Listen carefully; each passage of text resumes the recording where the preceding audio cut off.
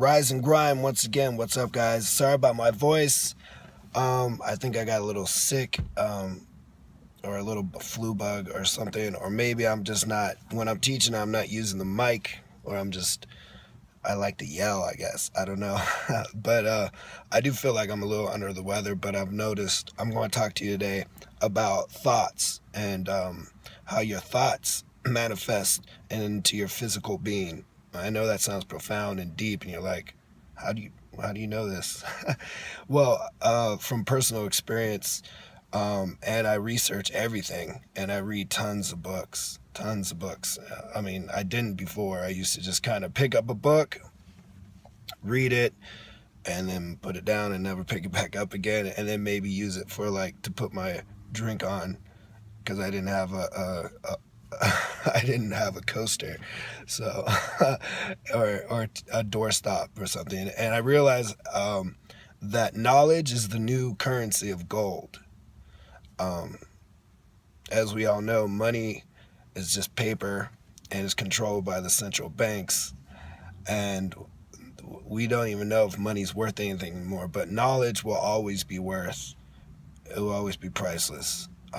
It's the new gold. So the more knowledge you obtain, the wealthier you are. But knowing and having knowledge and having information does you no good unless you apply it. So the more you know, the more you're going to be held accountable for. See, it's the people that don't know. They have no excuse because they don't know. But you know, and you're not doing anything about it. Well, then that's a different story. But anyway, I'm kind of digressing.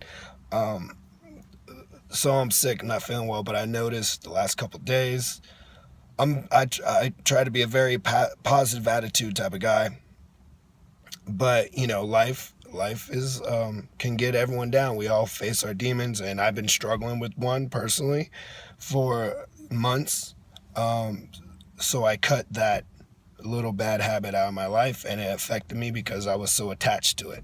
So just like anything you do, that a person, a food, drinking, anything that you invite into your life is just like you invite into your body. It's going to change the way your body normally reacts. When you eat food, the cells all change and react differently to the food and to what's in the food, and then you're forever changed. That's why people get addicted to food. When you drink alcohol, you ingest, and it changes the molecular structure of your body, changes your cells and how they react. You take that away, after a while you get used to it, drinking, and you get that's where we get the tolerance, and it takes more to, the food you eat, you eat more and more, and the sugar, your body gets used to it, and then you take it away, and your body starts going into this weird craving mode. It's used to it now, it wants it more. You have a toxic relationship, and no matter how bad it is, a lot of people stay in it because they're afraid of being alone and going through that pain of not having them. They rather have them and have the pain. You know what I mean? So, but they're afraid to cut them out, and they're used to, 3 o'clock, we used to fight at this time, or, this is the time I'd be getting out of bed and going to the couch because I get kicked out of the bedroom, or, the fights we used to have because we used to make up it's just like a vicious cycle. And like anything, your body gets used to it. And like anything, there is a part of this journey that you have to embrace your fears and go out into the unknown and go into what we call the hero's journey. And it's unknown, but through this journey, through the process, through your trials and tribulations, that's going to make you and teach you the life lessons you need to propel you to the next level. So anyway, I just go off sometimes, sorry.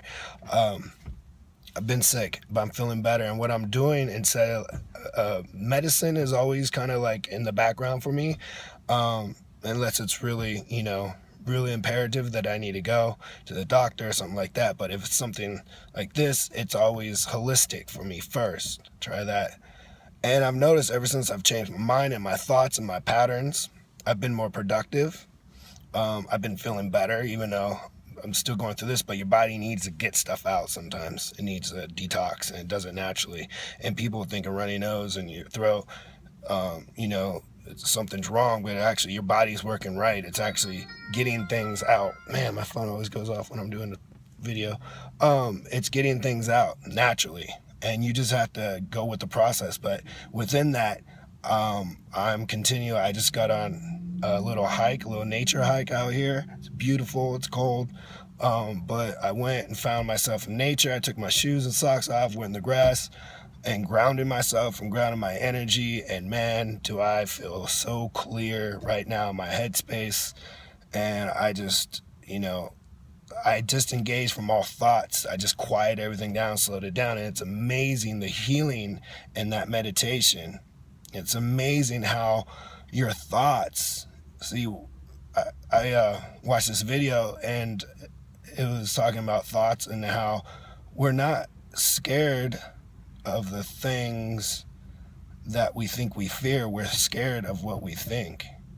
Because a lot of times we're scared of stuff that's not even really happening. We're manifesting it and we're projecting it out into our conscious level, and then we're bringing that in and manifesting it into our reality. We're making our reality in our mind, and then we project it out, and then it actually happens. And we think it's an outside force that's causing it, and we are trying to control the outside force, when really we should be trying to control and discipline the inside force, us. We're the ones doing it. Most of the thoughts in your head, all the thoughts in your head aren't even yours. They're not. You don't even know. We don't even think for ourselves anymore, because we're getting our minds are getting seeds planted in by other people. That's why it's good to disengage from technology just for a little bit every day, just a little bit. We need it. I need it. I'm using it right now to reach out, but constantly checking Facebooks, constantly trying to see what other people are doing, and you just get caught up watching the news. It's just, that's one thing I eliminated. That was just depressing as hell. So anyway, our thoughts become who we are. So be careful what you think. Watch this guy back up right now. He's going to hit my car. I might get a new car, guys. Watch, because he's driving Jaguar and I'm in a Nissan. So I'm going to come up. Watch. Damn it. And I'm recording. I could get this on. Nope. Gonna try it again. Hit me over here, man. I got a dent on that side. See, I'm projecting right now. And if it happens, watch, it's not going to go the way I want it anyway. You should just wish him well. Man, I should help him probably. Oh, he got it. All right, good. So anyway, our thoughts become who we are. Try to quiet your thoughts as much as possible. There was a story about a welder who was depressed, and he was just, down, and he wasn't a psychologist, he wasn't a quantum physics scientist or anything like that, but he had a very profound moment when he went to see his psychologist, and he was telling his psychologist about how he feels insignificant, he doesn't feel loved, and he's depressed, and the psychologist said, well, stop thinking you are. And the guy took it on a deeper level than we did. He was like, stop thinking. And once he realized if he just stopped thinking, everything started to slow down and get quiet. And he realized that he was projecting. It was projecting out. It was our mind using it like a projector. Our thoughts are the film, and the manifestation of that is the screen in front of us. So next time you have a bad thought, try to meditate it out of your body and breathe and replace it with a happy one. Try to constantly think positively. I know it sounds wacky, but what do you got to lose? You're already in pain, right? Or you're already struggling. You already have a demon. Face that freaking demon and slay that freaking dragon. And become the strongest version of yourself, and don't be afraid to embrace the unknown. Don't be afraid to change your thinking. What do you have to lose? We're talking about the rest of your life. Why not make the rest of your life the best of your life? All right. I know I kind of went off on a little tangent. Sorry about that, guys. I hope you get the gist of what the premise of the story was. So I'll see you guys later, and I'm going to go back and meditate and find my tree before it gets too dark and I freeze and I forget how to get back home. All right, I'll talk to you guys later. Peace.